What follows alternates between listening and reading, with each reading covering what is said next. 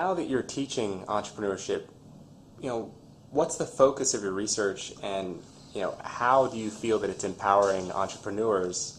What makes it unique? Why are you so passionate about it? So one is research is, to call it research is a real stretch. That's what the professional faculty do. I just do drive-by teaching at these universities. Let's just call it my interest. My interest came about because when I retired, believe it or not, I started, because I was bored, had no idea what I was going to do, started writing my memoirs. Right? And I got 80 pages into it, and then which was kind of a great, in hindsight, a great emotional catharsis out of as a decompression technique for what was, if your audience are entrepreneurs, they know that entrepreneurship is a full body contact, 24/7 sport. Hey, I did it for 20 years. I needed some time to just kind of find out where the real world was. And so just writing for me happened to be a great exercise. Got 80 pages into it and realized two things. The first is I'd have to pay my children to read it. I mean, it was interesting. It would, I didn't think it had much commercial import. But even more interesting is that there were patterns about the companies I had been in or done, and by this time I was also sitting on advisory boards or boards of public companies, that these patterns weren't only about my businesses, they seemed to be common about every type of startup. And I, after 20 years, had never heard anybody articulate these set of rules. And so I had done most of this writing while my family was up skiing in Tahoe, and we were sitting in a cab, and I literally drove down from the mountain and started talking to my friends now in the VC community. And their answer was, why, of course. And he went, of course? How come you guys never wrote this down? And it still kind of pisses me off, but it's true. They said, not our job. Our job is to understand the patterns and invest in them and teach our entrepreneurs at least a set of heuristics. I said, well, isn't anybody teaching this? Well, no. And so the book, the first version of the book, The 4 Steps to the Epiphany, came from that kind of insight. And the insight simply was, that startups, and I only understood what the real insight was 10 years after I wrote the book, so I'll just tell you the fast forward 10 years. The insight was that for 40 years, we believed and acted like startups are a smaller version of large companies. And the advice we got, write a business plan, hire operating execs, etc., were all about essentially managing a small version of IBM or Microsoft or whatever. When in fact we now know the distinction is pretty simple. Large companies execute known business models. That is that sometime they were a startup, but now large companies execute known models. I know how to build another Walmart or a McDonald's or another auto assembly plant or another version of Microsoft Word.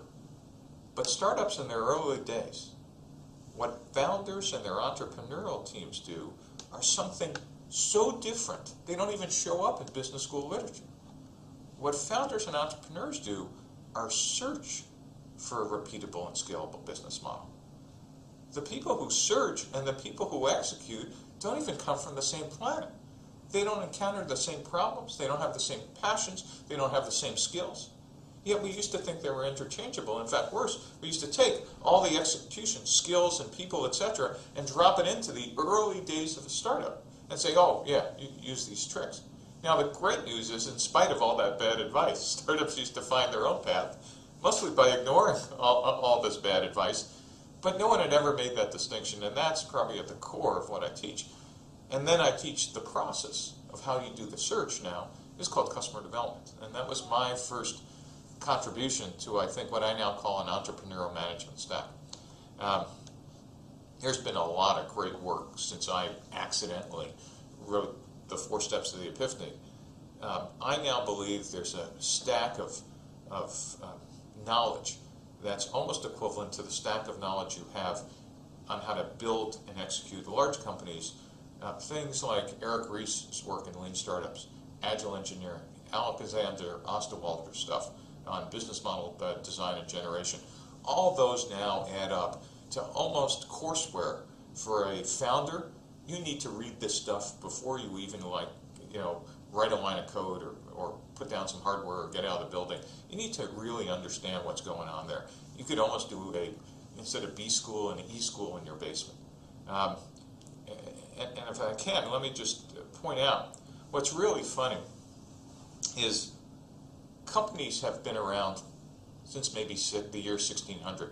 East India Company. Let's just take an arbitrary date for first corporation that would kind of say looks like a company. You know, the first MBA wasn't until Harvard, 1908. You know, the first question is, gee, how were people able to run companies without having an MBA? And the second is, when you stop kind of giggling, you think, well, they did just fine, thank you. But what Harvard brilliantly did was observe, listen, America was industrializing at an ever-increasing scale, and we had a body of knowledge that was not collected anywhere. That really, in fact, if we collected and then taught to a professional management caste, we could teach them how to be masters of business administration. Not business starting, but business administration. And the American century truly happened when we were able to take these people as a professional class and professionalized all these ad hoc things in accounting and strategy, etc. Now, if you had an MBA first from Harvard and then from other great universities, you now could be inserted into these corporations and execute them and grow them in a predictable fashion. Full stop.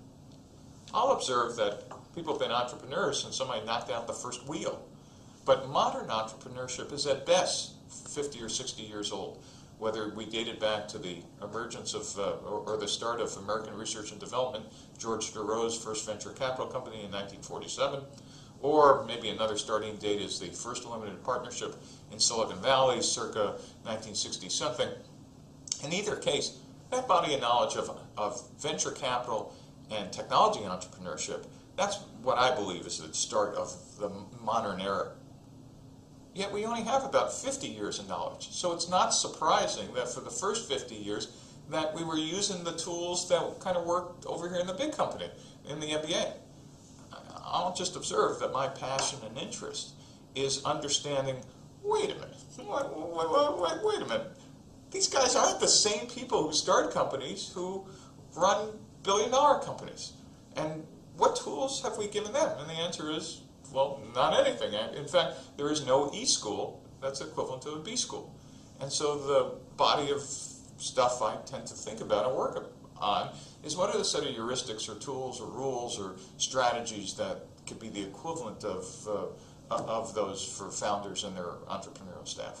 And I apologize for the long... No, that was very, very beautifully put.